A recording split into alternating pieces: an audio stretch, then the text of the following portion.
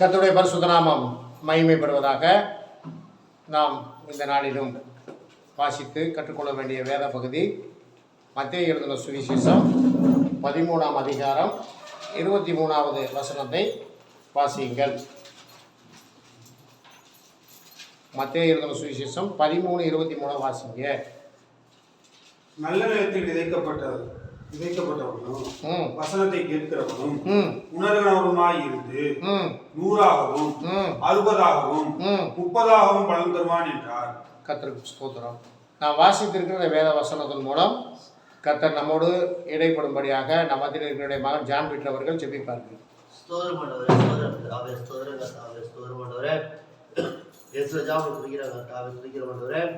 இந்த நாள் நாம் வாசிக்கப்பட்ட மத்தேயு 13 வசனம் 23 முதல் இதில் மறைக்கப்பட்ட மறைபொருளையும் இதோட ரகசியத்தை நான் அறிந்து கொண்டு எனக்கு வாழ்க்கை துணையாக இருந்து ஏசுராஜாமஸ்தோரங்கத்தை ஒரு ராஜ்யத்தை நான் சுதந்திரங்களை எங்களுக்கு கிருபை தரணுமா இருக்கிறோம்.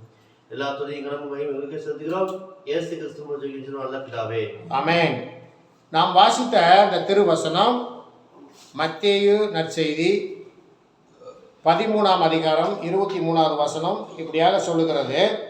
நல்ல நிலத்தில் விதைக்கப்பட்டவனோ வசனத்தை கேட்கிறவனும் உணர்கிறவனுமாய் இருந்து 100ஆகவும் 60ஆகவும் 30ஆகவும் பலன் தருவான் என்றார். உங்களுக்கு இந்த விதையை குறித்த இந்த உவமை உங்களுக்கு எல்லாருக்குமே தெரியும். தெரியுமா தெரியாதா? எத்தனை தடவை வாசிச்சிருப்பீங்க?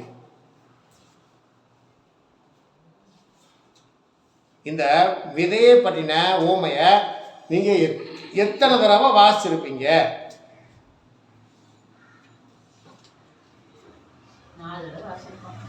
எங்கள் வீட்டுக்காரங்க 4 தடவை வாசிச்சிருப்பாங்க. கண்டிப்பாக இந்த வசனத்தை எல்லாருமே வாசித்திருப்போம். பல இடங்களில் பிரசங்கம் பண்ணி கேட்டிருப்போம். பல பேர் இதை பேசியிருப்பாங்க, கேட்டிருப்போம். சரி, இன்னைக்கு அப்போ நீங்கள் என்ன நினைப்பீங்க? இதெல்லாம் நாங்கள் கேட்டுங்களுக்கு அடுத்து போச்சியா, இதை போய் இன்னைக்கு போய் பேசிக்கிட்டு இருக்க அப்படின்னு ஒருவேளை உங்கள் மனசில் கேள்விகள் எழலாம். ஆனால் இங்கே பாருங்கள், இன்றைக்கி நம்ம இப்போ நம்ம பார்க்குற பாருங்கள், செய்தி பார்க்குறப்போலாம் பாருங்கள், அந்த செய்தியில் கண்டிப்பாக ஒரு மறைபொருள் கண்டிப்பாக இருக்கும். நம்ம கேட்டிராத காரியமாக இருக்கும். நம்ம கேட்டிராத ஒரு காரியமாக இருக்கும். இன்றைக்கும் பாருங்கள், இந்த காரியத்திலிருந்து ஒரு மறைபொருளை நம்ம இந்த நாளில் பார்க்கணும்.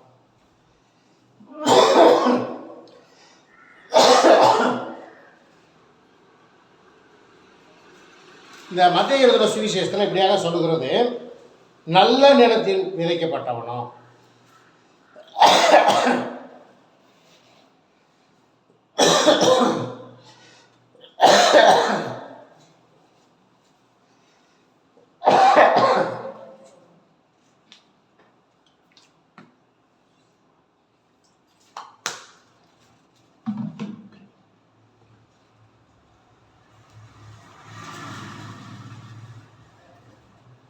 நல்ல நிலத்தில் விதைக்கப்பட்டவனோ வசனத்தை கேட்கிறவனும். அப்ப நல்ல நிலம் யாருங்க? நல்ல நிலம் யார்? நம்ம வசனத்தை கேட்கிறவங்க தான் நிலம். அப்ப விதை எது? வசனம். அப்ப நிலம் நம்ம. வசனத்தை கேட்குறவங்க தான் நிலம். இங்கே எதை சொல்லுது? நல்ல நிலத்தில் விதைக்கப்பட்டவனோ வசனத்தை கேட்கிறவனோ. அப்போ என்ன செய்யணுமா? வசனத்தை கேட்கிறவனும் உணர்கிறவனுமாயிருந்து. இப்போ பாருங்க, வசனத்தை கேட்கணும், அப்போ அதை உணரணும். என்ன உணர்றதுன்னா என்னது? ஒரு வசனத்தை வாசிக்கிறோம், கேட்குறோம், அதை உணர்றதுன்னா என்னது? உணர்றதுன்னா என்னன்னு சொல்லுங்க பார்ப்போம். யாருக்கு தெரியும்? அந்த வசனத்தில் என்ன இருக்குது, என்ன எனக்கு என்ன சொல்லப்பட்டிருக்கிறது. பைபிளை வாசிக்கிறது பெருசு இல்லை, கேட்கறது பெருசு இல்லை, அதில் எனக்கு என்ன சொல்லப்பட்டிருக்கு அப்படிங்கிறத உணரணும். அதை தியானிக்கிறவர்களாக நாம் காணப்படணும். அப்படி நீங்கள் இருந்தீங்கன்னா என்ன சொல்லுமாமா, என்ன கிடைக்குமாமா? 100ஆகவும் 60ஆகவும் 30ஆகவும் பலன் தருவான். இப்போ பாருங்க,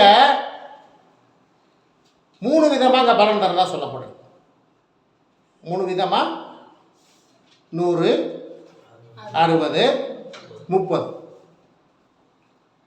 இப்போ இங்கே 3 விதமாக பலன் தர்றதா சொல்லப்படுது. இப்போ பாருங்கள், இன்னொரு நம்ம இங்கே பார்க்குறோம் பாருங்கள். லூக்கா 8:8. லூக்கா எழுதுங்க சுவிசேஷம் 8ஆம் அதிகாரம் 8க்கு வந்துங்க.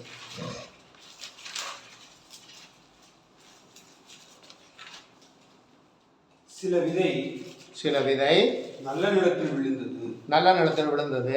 அது முளைத்து ஒன்று 100ஆக பலன் கொடுத்தது. ஒன்று 100ஆக பலன் கொடுத்தது என்றார். இவைகளை சொல்லி கேட்கிறதற்கு காதுள்ளவன் கேட்க கடவன் என்று சத்தமிட்டு கூறினார். கேட்கறதுக்கு காது உள்ளவன் கேட்க கடவன் சத்தம். இப்போ அங்கே என்ன சொல்லப்பட்டிருக்கு? 100ஆகவும் 60ஆகவும் 30ஆகவும் பலன் கொடுத்தது என்று லூக்கா நற்செய்தியில் சொல்லப்பட்டிருக்கு. இது அந்த மத்தேயு நற்செய்தியில் சொல்லப்பட்டிருக்கு. லூக்கா நற்செய்தியில் என்ன சொல்லுது? சில விதை நல்ல நிலத்தில் விழுந்தது, அது முளைத்து ஒன்று 100ஆக பலன் கொடுத்தது. அப்படின்னா என்னது? ஒவ்வொரு விதையும் 100ஆக பலன் கொடுத்தது என்றார். இவைகளை சொல்லி கேட்கறதுக்கு காது உள்ளவன் கேட்க கடவன் என்று சத்தமிட்டு கூறினார்.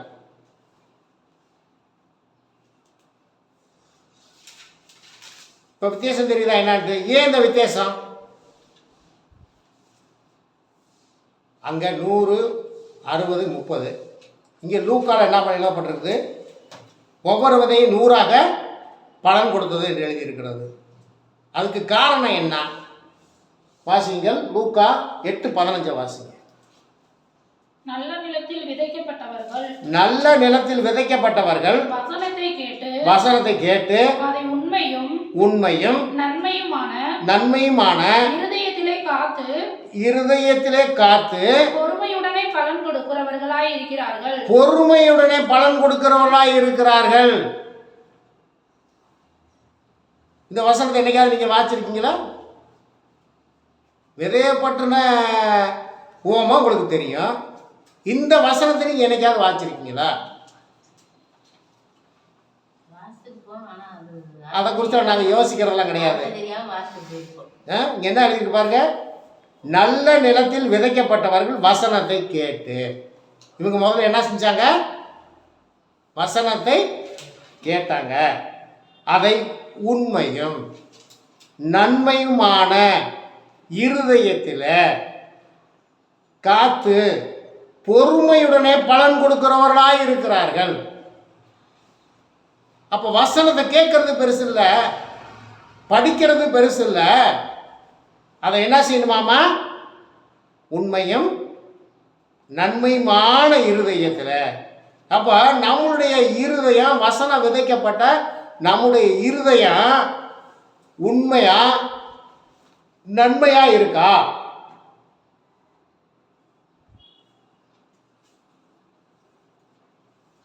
இப்போ என்ன செய்யறோம்? வசனத்தை இந்த காதில் வாங்கி இந்த காதில் விட்டுறது, அப்புறம் இந்த காதில் வாங்கி இந்த காதில் விட்டுறது.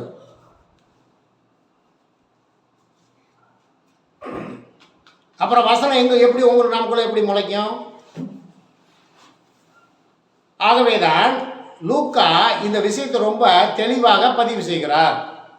நல்ல நிலத்தில் விதைக்கப்பட்டவர்கள் வசனத்தை முதலாவது கேட்டு அதை உண்மையும் நன்மையுமான இருதயத்திலே காத்து.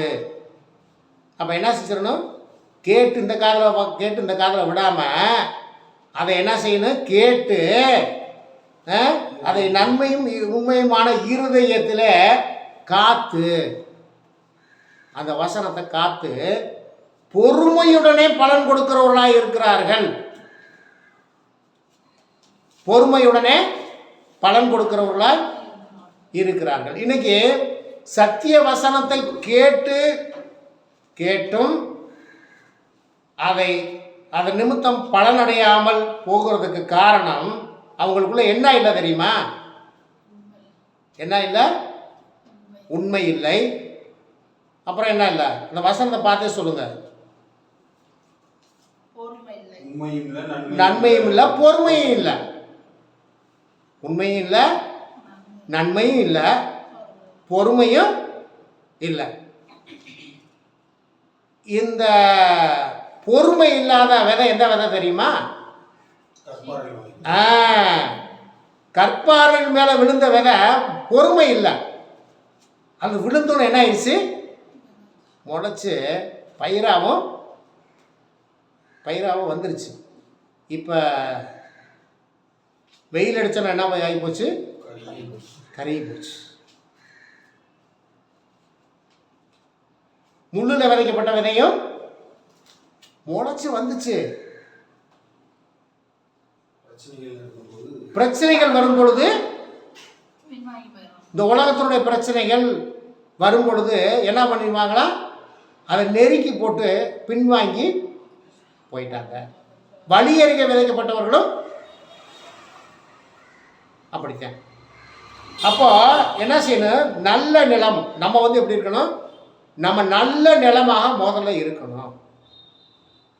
நல்ல நிலத்தில் விதைக்கப்பட்டவர்கள் வசனத்தை கேட்கிறவர்களாய் இருக்கிறார்கள். கேட்ட உடனே வசனத்தை கேட்டு அதை உண்மையும் நன்மையுமான இருதயத்திலே காத்து பொறுமையுடனே பலன் கொடுக்கிறவர்களாய் இருக்கிறார்கள்.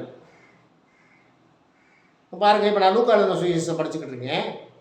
இப்போ பாருங்கள், இந்த வசனத்தை படித்தோன்னு எனக்கு புதுசாக தெரிஞ்சிச்சு. இதை நான் படிக்கும்போது எனக்கு புதுசாக இதேப்பட்டுனா உபதேசம் ஓமா தெரியும். என்னப்பா புதுசாக இருக்குது இந்த வசனம் அப்படின்னு உடனே இப்போ நான் அந்த வசனத்தை டிக் பண்ணி வச்சுருந்தேன்.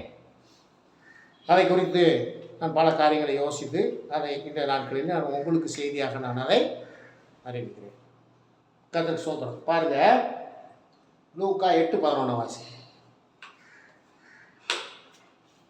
அந்த ஊமையின் கருத்தாவது விதை தேவனுடைய வசனம். விதை எது? தேவனுடைய வசனம். வழி அருகே விதைக்கப்பட்டவர்கள் வசனத்தை கேட்கிறவர்களாய் இருக்கிறாங்க. அவர்கள் விசுவாசித்து ரட்சிக்கப்படாதபடிக்கு பிசாசானவன் வந்து வசனத்தை அவர்கள் இருதயத்திலிருந்து எடுத்து போடுகிறான். இப்போ வழி அருகே விழுகிற விதை என்னாகும்? மண்ணுக்கு மேலே கிடக்கும். அப்படித்தானே? வழி அருகே விதைக்கிறோன்னு வச்சுக்கோமே, விழுந்த விதை என்னாக மேலால் கிடக்கும். அதை என்ன செய்யும்? யார் எடுத்துகிட்டு போயிடுவாங்க? வழி அருகே மண்ணுக்குள்ளே போகாமல் வழி அருகே கிடக்கிற விதைய. இதையே இவ்வளோ யோசிக்கிறீங்க?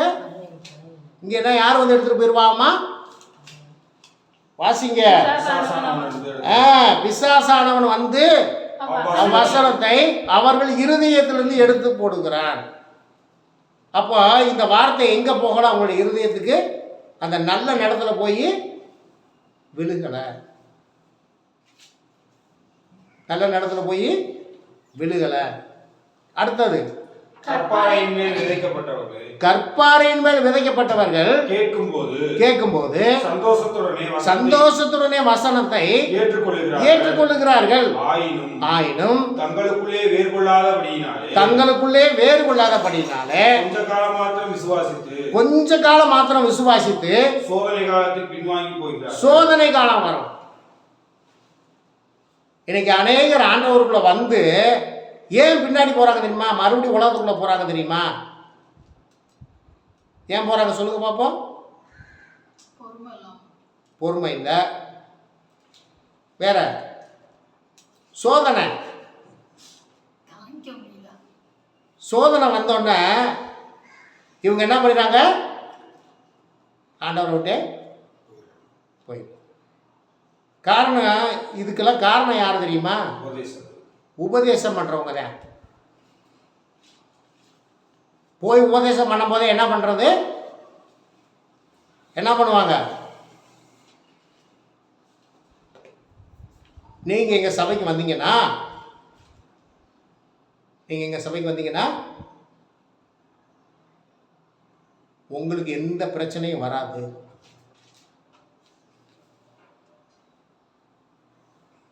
உங்களுக்கு எந்த சோதனையும் வராது. உங்களுக்கு ஆசீர்வாதம் மட்டும்தான் வரும் அப்படி சொல்லி அவங்கள அப்படியே நல்லா குளிப்பாட்டி நல்லா பூசி மொழுகி அவங்கள கொண்டாந்து உட்கார வச்சு சபையில் உட்கார வச்சுருப்பாங்க. இப்போ என்ன வந்துருச்சாமா? சோதனை வந்தோன்னே என்ன ஆயிருமாமா? பின்வாங்கி போகிறார்கள். இன்னைக்கு அநேகர் ஆண்டவரை கர்த்தருடைய வார்த்தையை கேட்டும் அவர்கள் பின்வாங்கி போகிறதற்கு காரணமே இதுதான். ஏன்னா சத்திய வசனம் அப்படிலாம் சொல்லலை. அவங்களுக்கு ஆசீர்வாதம் மட்டுமே வரும் என்று ஆண்டவர் எங்கேயும் சொல்லலை. கர்த்தருடைய பிள்ளைகளுக்கு கண்டிப்பாக சோதனை உண்டு. கர்த்தருக்கு ஸ்தோத்திரம். இங்க பாருங்க, 1 கொரிந்தியர் 15:36 வாசிங்களேன். 1 கொரிந்தியர் 15:36 வாசி.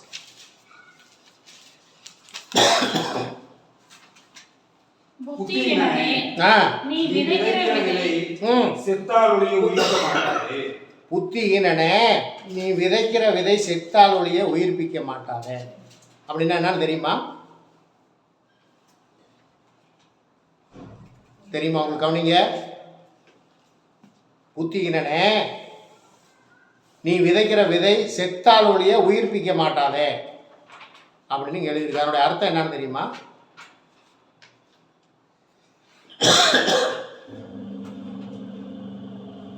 ஒரு விதை விதைக்கிறீங்க. அந்த விதை என்ன ஆகும்? நீங்கள் அந்த செடியாக முளைச்சி வெளியே வந்ததுக்கப்புறம் நீங்கள் அந்த இடத்த தோண்டி பார்த்தாங்க என்ன இருக்கும்? ஒரு விதை நடுறீங்க, அது முளைச்சி செடியாக வந்துருச்சு. தோண்டி பார்த்தீங்கன்னா அங்கே அந்த விதை இருக்குமா? அந்த விதை என்னாச்சு?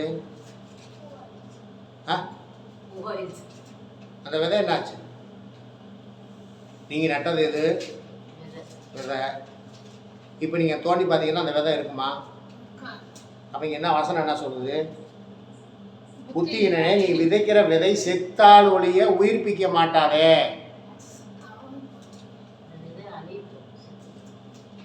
விதை அழுகி போகல, அந்த விதை தன்னைத்தானே ஒப்பு கொடுத்ததுனால இப்போ அதுலேருந்து ஒரு ஜீவன் புதுசாக வருது. சரிக்கல வாசிங்கள. நீ விதைக்கிற போது இனி உண்டாகும் மேனியை விதையாமல். இப்போ என்னத்தை விதைக்கிறோம்? செடியை விதைச்சிங்க. நீங்கள் அந்த முளைச்சி வந்துருக்கிறது என்ன? பயிர். அந்த பயிரை விதைச்சிங்க. இல்லை இங்கே என்ன சொல்லுது? நீ விதைக்கிற போது இனி உண்டாகும் மேனியை விதையாமல் கோதுமை அல்லது மற்றொரு தானியத்தினுடைய வெறும் விதையே விதைக்கிறாய். அப்போ விதையை, தேவனுடைய வசனத்தை நாம் விதைக்கிறவர்களாக நாம் இருக்கிறோம். இந்த விதை எல்லா நல்ல நிலத்தில் உழுகும்னு சொல்லி நம்ம நினைக்கவே முடியாது. சிலது வழி அருகே உழுகும், சிலது கற்பாடையில் உழுகும், முள்ளுள்ள இடங்களில் உழுகும், சிலது நல்ல நிலத்தில் உளுந்து. அங்கேயும் கூட பாருங்க, ஒரு விதை 100 பலன் கொடுத்துச்சான், ஒரு விதை 60 பலன் கொடுத்துச்சான், ஒரு விதை 30 கொடுத்துச்சான். ஆனால் லூக்காளுங்கிற சுவிசேஷம் சொல்கிறாரு, ஒரு விதை 100 பலன் கொடுத்தது. ஏன் அதை அப்படி சொல்கிறாரு அப்படின்னு கேட்டிங்கன்னா, அந்த நிலம் உண்மையும் உத்தமமாய் இருந்த நிலம். அப்போ நிலத்திலையும் பல வகை இருக்கிறது.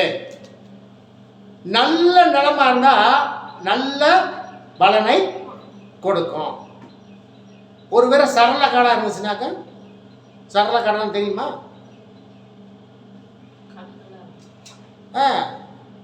நல்லா கல் கலந்த மண் இருந்துச்சுன்னா அது ஒரு நல்ல மண்ணாக இருக்காது. அது அந்த நல்ல நிலத்தில் விழுந்த பயிரை போல் அந்த இடத்துல பலன் கொடுக்காது. சில நிலம் என்ன நிலமா இருக்கும் தெரியுமா? சதுப்பு நிலமாக இருக்கும். சதுப்பு நிலம்னா தெரியுமா? நிலம்னா எங்களுக்கு என்னன்னே தெரியாது. இதில் சதுப்பு நிலம் சரள கல் இதுதான் கேட்டால் நான் எங்கேயா போய் என்னத்தையா சொல்கிறது. தண்ணி நின்றுட்டே இருக்கு அந்த நிலத்தில், பார்த்துருக்கீங்களா? தண்ணி சில இடத்துல மழை பெய்ஞ்சுன்னா ஓடிடும், பூமி இழுத்துரும். சில இடத்துல மழை பெய்ஞ்சுன்னா தண்ணி இஞ்சவே இஞ்சாது, அப்படியே கிடக்கும், ஒரு மாதம்னாலும் கிடக்கும். இதுதான் சதுப்பு நிலம். அது என்ன சொல்லுவாங்கன்னு சொன்னால் அந்த கரச மண்ணுன்னு சொல்லுவாங்க, கரச காடுன்னு சொல்லுவாங்க. அந்த மண்ணே வந்துட்டு ஒரு விதமாக களிமண்ணை போல் இருக்கும். அங்கே தண்ணி உடனே இஞ்சாது, அதில் போய் நெல்லெல்லாம் நட முடியாது அந்த நிலத்தில். அந்த கரச காட்டில் வந்து என்ன விதைக்குவாங்கன்னு கேட்டிங்கன்னா மல்லி, இந்த சுண்டல், இந்த மாதிரி காட்டு விவசாயம் என்ன பண்ணுவோம். அப்போ நிலத்திலும் பல வகை இருக்கிறது. சரி, கர்த்தருக்கு ஸ்தோத்திரம். இப்போ பாருங்கள், பிரசங்கி 11:6 வாசிங்களே. பிரசங்கி 11:6 வாசி.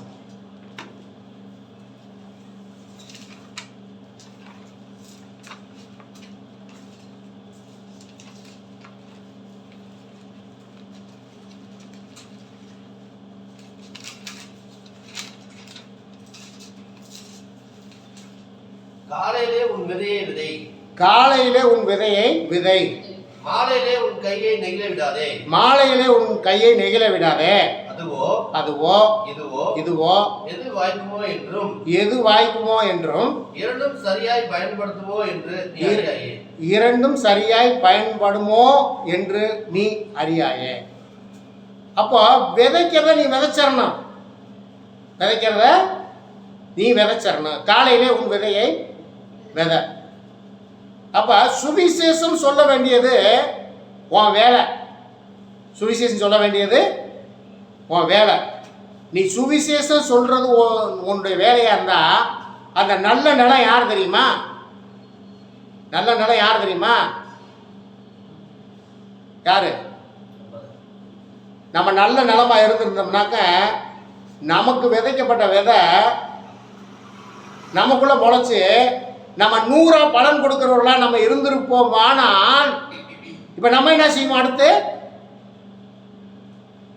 விதைய விதைக்கிறவங்களா இருப்போம், என்ன சொல்லு? காலையிலே உன் விதைய விதை, மாலையிலே உன் கையை நெகிழ விடாத. இப்ப என்ன செய்யணும்? சுவிசேஷத்தை போய் சொல்லிட்டு ரட்சிக்கப்படுவாங்களா? அவங்க ஆண்டவர்களை வருவாங்களா? அவங்க ரட்சிக்கப்படுவாங்களா? இல்லை இப்படியே என்ன சொல்லுது? அதுவோ இதுவோ எது வாய்க்குமோ என்றும் இரண்டும் சரியாய் பயன்படுமோ என்றும் நீ அறியாய. இப்ப ஒரு மனுஷனுக்குள்ள சத்தியம் அவனுக்குள் சென்றடைந்து அவன் ஆண்டவரை ஏற்றுக்கொள்வது யாருடைய கையில் இருக்குது? ஒரு ஆத்மா ரட்சிக்கப்பட வேண்டியது யாருடைய கையில் இருக்குது? நம்ம கையில் இல்லை, ஆண்டவருடைய கரத்துல இருக்கிறது. ஆனா விதைக்கிறது, இந்த விதைய விதைக்கிற சுவிசேஷ விதைய விதைக்கிறத ஆண்டவர் நம்முடைய கையிலே கொடுத்திருக்கிறார். ஆகவே கர்த்தருடைய பிள்ளைகளே, நாம் சுவிசேஷ விதையை விதைக்கிறவர்களாக நாம் காணப்பட வேண்டும். கர்த்தருக்கு ஸ்தோத்திரம். நீதிமொழிகள் 11:18 வாசிங்க.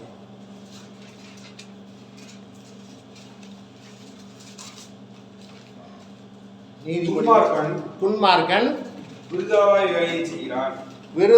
வேலையை செய்கிறான், நீதியை விதைக்கிறவனோ மெய்ப்பலனை பெறுவான். இங்க பாருங்க, நீதிமொழிகள் 11:18 சொல்லுகிறது, துன்மார்க்கன் விருதாவாய் வேலை செய்கிறான், நீதியை விதைக்கிறவனோ மெய்ப்பலனை பெறுவான். இப்ப இந்த சத்தியம் என்னும் நீதி என்கிற விதையை நாம் விதைக்கிறவர்களாக நாம் காணப்பட வேண்டும். அப்படி இந்த நீதி என்கிற சத்திய விதையை நாம் விதைத்தா என்ன பெறுவோம்? மெய்ப்பலனை பெறுவோம். அது நீதிமொழிகள் 22:8 வாசி.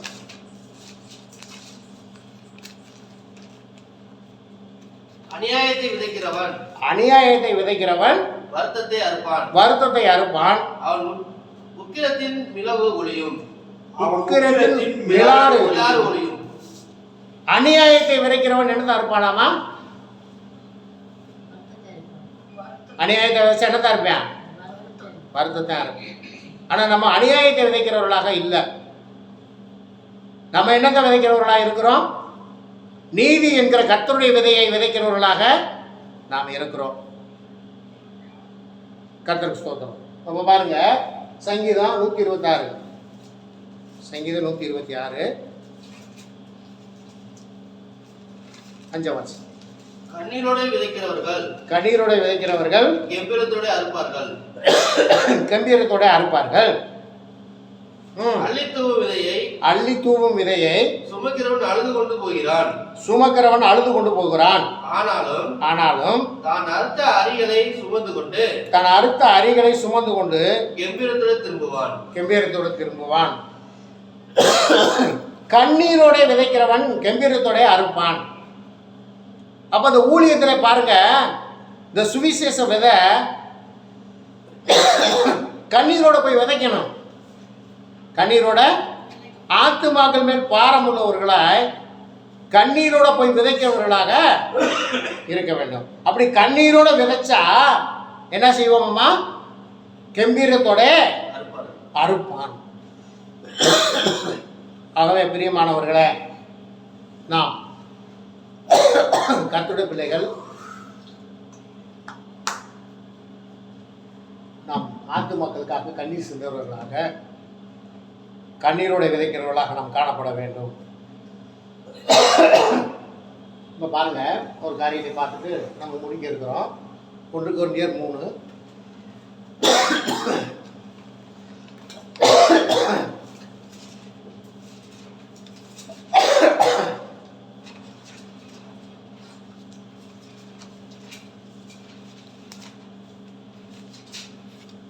1 கொரிந்தியர் 3:11 வாசிங்க. போடப்பட்டிருக்கிற அஸ்திபாரமாகிய இயேசு கிறிஸ்துவே அல்லாமல் வேற அஸ்திபாரத்தை போட ஒருவனாலும் கூடாது.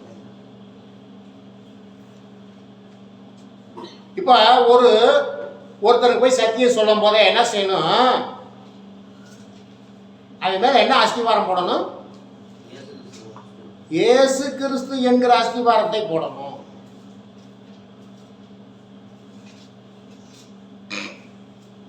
இயேசு கிறிஸ்து என்கிற அஸ்திவாரத்தை தான் போடணும், வேற அஸ்திவாரம் போடக்கூடாது.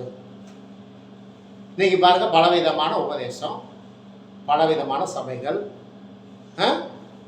பலவித காரியங்கள் நடந்து கொண்டிருக்கிற பூமியில. ஆனால் வசனம் என்ன சொல்றது? போடப்பட்டிருக்கிற அஸ்திபாரமாகிய இயேசு கிறிஸ்துவை அல்லாமல் வேற அஸ்திவாரம் போடவே கூடாது. கீழே வாசி. ஒருவன் அந்த அஸ்திவாரத்தின் மேல் பொன் வெள்ளி விலையேறப்பட்ட கல் மரம் ஆகிய இவைகளை கட்டினால் அவருடைய வேலைப்பாடு வெளியாகும். நாளானது அதை விளங்க பண்ணும். ஏனெனில் அது அக்கினியினாலே வெளிப்படுத்தப்படும்.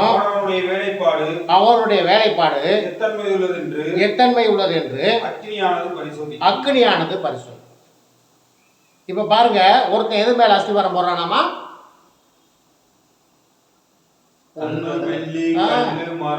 ஒன்ன சொல்லுப்பா. பொண்ணு. ஒருத்தன் எது மேல அஸ்திவாரம் போடுறேன்? இவன் இப்ப எது மேல, யார் மேல அஸ்திவாரம் போடல? இவன் இயேசு கிறிஸ்து மேல அஸ்திவாரம் போடல. இவன் எது மேல போடுறான்? பொண்ணு மேல போடுறான். பொண்ணுன்னா நம்ம கட்டிக்கிற பொண்ணு இல்லை, தங்கம். தங்கத்தின் மேல ஒருத்தன் அஸ்திவாரம் போடுறேன். அப்படின்னா என்ன புரியுதா உங்களுக்கு? ஏதாவது தங்கத்தின் மேல் நம்பிக்கை வைக்கிறது. தங்கத்தின் மேல் நம்பிக்கை வைக்கிறது. உபதேசம், நீ தங்கம் போட்டுக்கலாம், நீயே தங்கம் போட்டுக்கலாம், எல்லாம் அலங்கரி. ஒரு ஊழியக்காரன் சொல்கிறேன், அவர் அப்போஸ்தலர் வரையா, அவர் அப்போஸ்தலர் வரையா, அவர் சொல்கிறாரு, நாமெல்லாம் தேவனால் ஆசீர்வதிக்கப்பட்டவர்கள், சினிமாக்காரர்களைப் போல தங்கத்தினால் அலங்கரித்து விலையேறப்பட்ட வஸ்திரம் தரித்து ஆசீர்வதிக்கப்பட்டவர்களாக காணப்படணுமா? இது சரியான உபதேசமா? இவர் ஒரு அப்போஸ்தலர், அவர் பேர் என்ன தெரியுமா? அப்போஸ்தலர் டி. அலெக்ஸ்.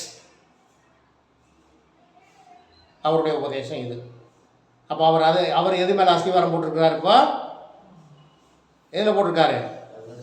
பொண்ணு மேலே போட்டிருக்காரு. அடுத்து வெள்ளி. ஒருத்தர் வெள்ளியின் மேலே போடுறாரு அஸ்திவாரம். அவங்க என்ன சொல்கிறாங்க? தங்கம் வெள்ளியெல்லாம் போட்டுக்கலாம். அப்புறம் அடுத்தது கல். கல், விலையேற பெற்ற கல். அப்புறம் அப்புறம் புல். புல். அப்புறம் வைக்கோல். நீ எதில் வேணாலும் அஸ்திவாரம் போடு. கீழே என்ன சொல்லுது? அவனவனுடைய வேலைப்பாடு. அவனுடைய வேலைப்பாடு வெளியாகும். நாளானது அதை விளங்க பண்ணும். நாளானது அதை விளங்க பண்ணும். ஏனெனில் அது அக்கினியினாலே வெளிப்படுத்தப்படும். அது அக்கினினாலே வெளிப்படுத்தப்படும். அவனவனுடைய வேலைப்பாடு அவனுடைய வேலைப்பாடு எத்தன்மை உள்ளதென்று அக்கினியானது அக்கினியானது பரிசோதிக்கும்.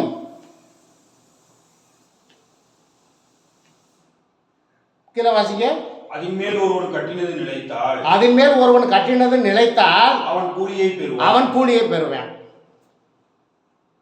ஒருவன் கட்டினது வெந்து போனால் அவன் நஷ்டமடைவான். அவனே ரட்சிக்கப்படுவான். அதுவும் அக்கினியினால அகப்பட்டு திரும்பினது போல இருக்கும். இப்ப பாருங்க, அதன் மேல் ஒருவன் கட்டினது நிலைத்தான் அவன் கூலியை பெறுவான். நான் இப்போ ஒருத்தனுக்கு சுவிசேஷம் சொல்லி அந்த மனுஷன் ஆண்டவர்களை நிலைத்திருந்து நல்ல கனிகளை கொடுத்தால் அவன் என்ன செய்வானாமா? நான் கூலியை பெறுவேன். சரி, ஒருவன் கட்டினது வெந்து போனால், சரி இப்போ மேலே இத்தனைதில் கட்டினாங்கல்ல, பொண்ணில் கட்டினாங்க, வெளியில் கட்டினாங்க, விளையாடப்பட்ட மரத்தில் கட்டினாங்க, கல்லில் கட்டினாங்க, புல்லில் கட்டினாங்க, வைக்கோலில் கட்டினாங்க. இது அக்னியில் வேகாமல் இருக்கிறது எது? எல்லாமே வெந்து போயிடும். எல்லாமே. அப்புறம் கூலி எப்படி பெறுறது? அக்னி சோதிக்கும். அப்புறம் கூலி எப்படி பெறுறது? அப்போ நீங்கள் உங்கள் பெற்றுக்கிட்டு இருக்க கூலியெல்லாம் என்ன கூலி? அதான் அநீதத்தின் கூலி. சரி, கீழே என்ன சொல்லுது? நீங்கள் தேவனுடைய ஆலயமா? இல்லப்பா. ஒருவன் கட்டினது வெந்து போனால் அவன் நஷ்டமடைவான். அவனோ ரசிக்கப்படுவான். அதுவும் அக்கினியில் அகப்பட்டு தப்பினது போல இருக்கும். அவனோ ரசிக்கப்படுவேன். ஆனா எப்படி இருப்பானாமா? அக்கினியில் அகப்பட்டு வந்தா எப்படி இருப்பேன்? அக்கினியில் அகப்பட்டு ஒருத்தர் வந்தா எப்படி இருப்பேன்? இல்லை, அவனை பார்க்கறதுக்கு எப்படி இருக்கும்? அவன் எப்படியா இருப்பான்?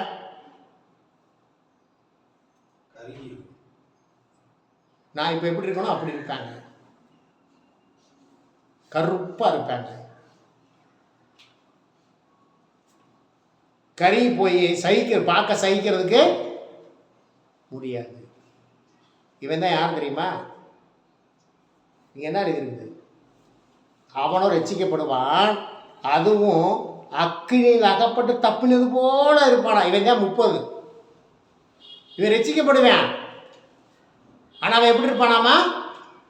அக்கினியில் அகப்பட்டு வந்தவன் போல இருப்பான். இவன் தான் 30. இந்த 30, 60 தான் இவன் தான். இந்த 100 பலன் கொடுத்துச்சுல, அவன் அக்கினியில் அகப்பட மாட்டான். ஏன் தெரியுமா?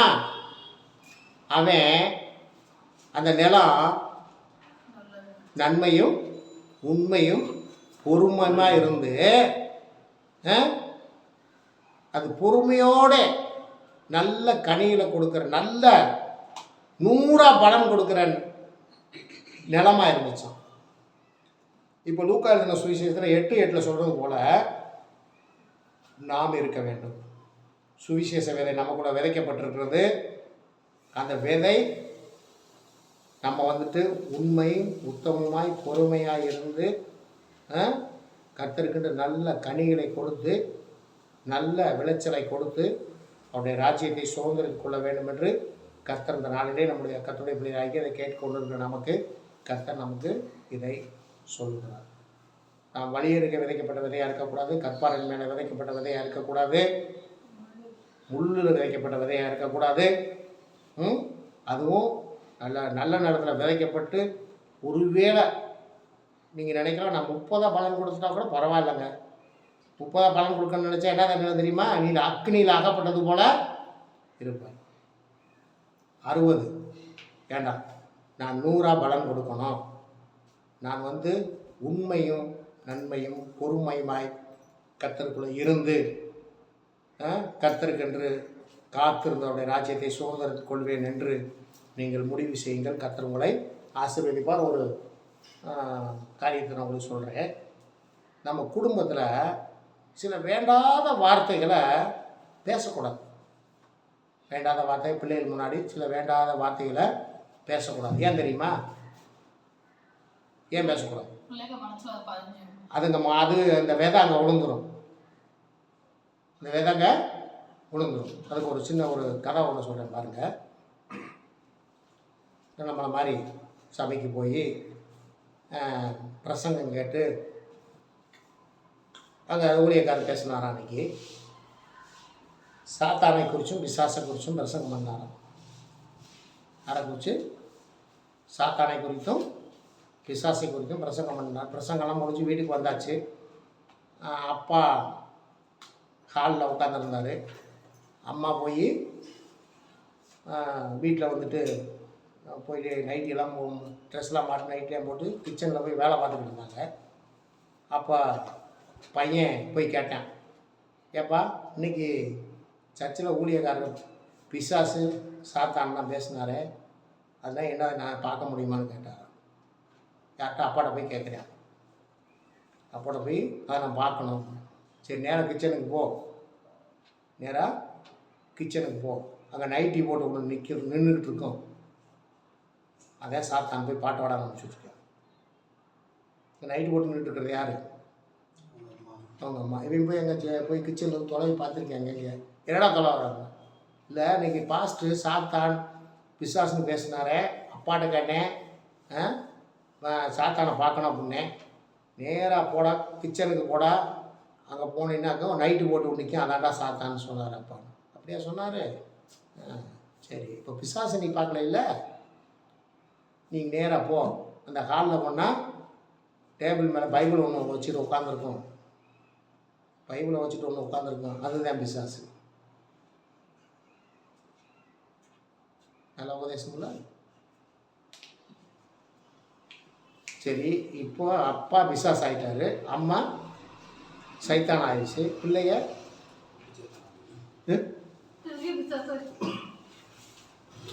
இந்த மாதிரி விதையை பிள்ளைகள்கிட்ட விதைக்கக்கூடாது. இந்த மாதிரி விதையெல்லாம் பிள்ளைகள் மனதிலே விதைக்கக்கூடாது. சிலர் வீட்டில் திட்டுவாங்க, எருமை பிள்ளைகளை வைக்கிறது. என்ன வைக்கிறது? எருமை. சரி அவை எருமைனா நீ பெரிய எருமை. அப்போ என்ன நினைப்பேன்? ஒருவேளை நினைப்பான்ல நம்ம எருமைன்னா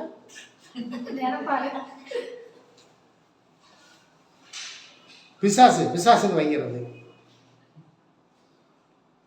இந்த மாதிரிலாம் வையக்கூடாது. பிள்ளைகள் இந்த மாதிரிலாம் கத்துடைய பிள்ளைகளை அப்படிலாம் வையக்கூடாது. உருப்படாதவனே அப்படின்னு வைக்கிறது. பிள்ளைகள் அப்படிலாம் ஒரு மோசமான ஒரு வார்த்தைகளை சொல்லி வையக்கூடாது. இந்த மாதிரிலாம் இந்த மாதிரி அந்த அப்படி விதைச்சா அது என்ன விதை தெரியுமா? என்ன விதை?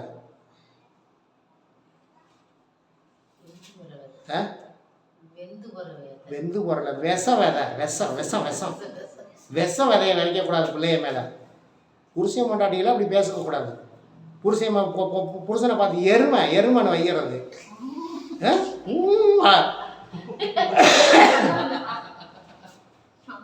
புருஷனை பார்த்து எருமை எருமை அப்படின்றது. அப்புறம் பொண்டாட்டியை பார்த்து புருஷன் சொல்கிறது பிசாசே பிசாசே. பேய் மாதிரி கத்துறது. ஏன் பேய் மாதிரி கத்துற? ஒரு எங்கேயோ பேய் கத்துறதை கேட்டுட்டு வந்தது மாதிரி. இதெல்லாம் இந்த மாதிரிலாம் வந்துட்டு குடும்பத்துக்குள்ள கர்த்தருடைய பிள்ளைகள் குடும்பத்தில் இந்த மாதிரி, அதாவது ஒரு ஜாலிக்கு கூட பேசக்கூடாது. கவனமாக இருங்கள்.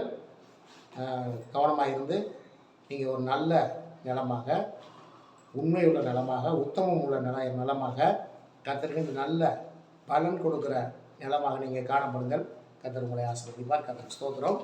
கர்த்தருடைய சமூகத்தை நம்ம தாழ்த்தி நாம் ஜெபிப்போம். கர்த்தர் நம்மை ஆசீர்வதிப்பார். அன்பின் பரலோக பிதாவே, இந்த வேலைக்கு நன்றி செலுத்துகிறோம். இந்த நாளின் தகப்பனே, இந்த விதையை குறித்த ஊமையை குறித்து நாங்கள் இந்த நாட்களிலே நாங்கள் கேட்க, நம்முடைய காரியங்களை நாங்கள் அறிந்து கொள்ள ஏசப்பா எங்களுக்கு உதவி செஞ்சீங்க. நன்றி. இந்த நாளில் எங்களோடு பேசினதுக்காக நன்றி செலுத்துகிறோம். அதில் உள்ள ரகசியங்களை எங்களுக்கு வெளிப்படுத்தினதுக்காக நாங்கள் நன்றி செலுத்துகிறோம். தொடர்ந்து ஏசப்பா நாங்கள் நல்ல நிலத்தில் விதைக்கப்பட்டு உண்மை உத்தமமாய் பொறுமையோடு பலன் கொடுக்கிறோம் நாங்கள் காணப்பட எங்களுக்கு உதவி செய்யுங்க. உங்கள் கரமாடிகளோடு கூட ஆவியானோடு தாமே பரிசுத்தாவியான எங்களை ஒவ்வொருவரையும் ஆண்டு கொண்டு எங்களை வழிநடத்தி செல்வோம். நான் செபிக்கிறோம். உங்கள் நாம மட்டும் மயம்படட்டும். வந்திருக்க உங்கள் பிள்ளைகள் ஒவ்வொருவரையும் ஆசீர்வதிங்க. உங்கள் பரிசுத்தாவின் வல்லமையினால உங்கள் சத்திய வார்த்தை நான் இழைக்கட்டுங்க. வருகிற நாட்களில் எங்களை குறித்து நீங்கள் வைத்திருக்க திட்டத்தை நிறைவேற்றணும். நாம மட்டும் மயப்படட்டும். இயேசு கிறிஸ்துவின் நாமத்தினால செபிக்கிறோம் எங்கள் ஜீவனுள்ள நல்ல பிதாவே. ஆமென். என் ஆத்துமாவே கர்த்தர் ஸ்தோத்திரி, என் முழு உள்ளமையுடைய பரிசுத்த ஸ்தோத்திரி. என் ஆத்துமாவே கர்த்தர் ஸ்தோத்திரி, கர்த்தர் செய்த சகல உபகாரங்களையும் மறவாதே. ஆமென். கர்த்தர் ஸ்தோத்திரம். அல்லேலூயா அல்லேலூயா அல்லேலூயா. கர்த்தர் தாமே உங்களை ஆசீர்வதிப்பாராக. கர்த்தர் ஸ்தோத்திரம்.